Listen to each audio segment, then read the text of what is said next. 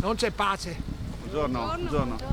Piove sul bagnato. Accoglie i cronisti con queste parole Giancarlo Miotto, imprenditore di 79 anni del settore petroli, già alle prese con il rischio di fallimento della sua storica azienda di Marghera. Ieri sera, insieme alla moglie, alla figlia e a 2 collaboratrici domestiche, è rimasto in balia di 4 rapinatori nella sua villa lungo il Terraglio, a Marocco di Mogliano.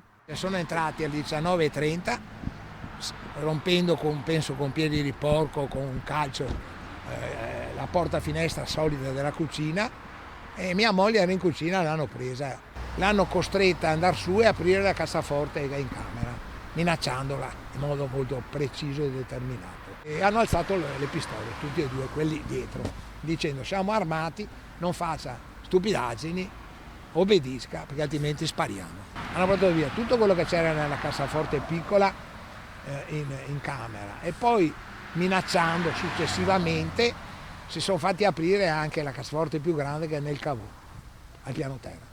Difficile quantificare il bottino, l'inventario dice deve essere ancora stilato, si parla di denaro e gioielli per diverse decine di migliaia di euro. 2 i banditi armati di pistola, tutti e 4 erano parzialmente travisati e parlavano un buon italiano, ma erano stranieri, dice Miotto, forse albanesi. Hanno sottratto anche delle borse griffate che hanno però abbandonato in giardino, disturbati forse dall'arrivo del custode che a quell'ora libera i cani e dall'allarme del cavò. Lunghi minuti di paura per l'imprenditore e la sua famiglia, che già nel 2015 avevano subito un'irruzione in casa. Che è un problema serio per tutti sto qua. Aver gente che entra violenta, che minaccia, che cose pesanti, capito?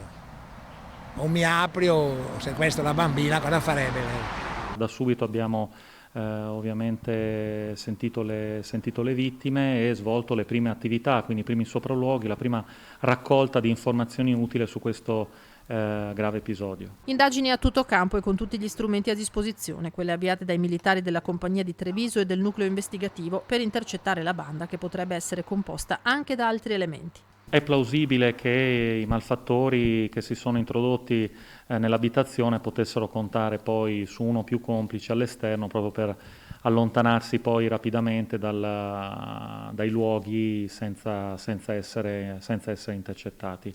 Ed è anche su questo che stiamo investigando già da ieri sera, senza soluzione di continuità.